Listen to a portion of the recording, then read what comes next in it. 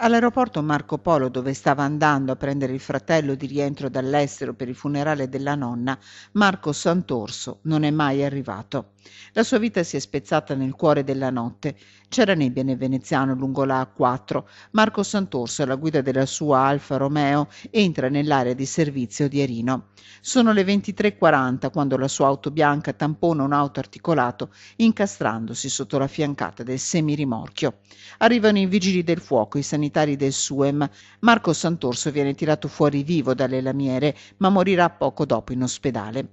Una notizia che si è subito diffusa in tutta Sarcedo, dove Marco e la sua famiglia sono molto conosciuti. 40 anni impiegato, Marco è figlio di Gianfranco Sant'Orso, assessore al bilancio del comune. Una vita vissuta accanto ai più giovani la sua. Cresciuto in parrocchia, era molto conosciuto per il suo servizio nelle fila degli scout.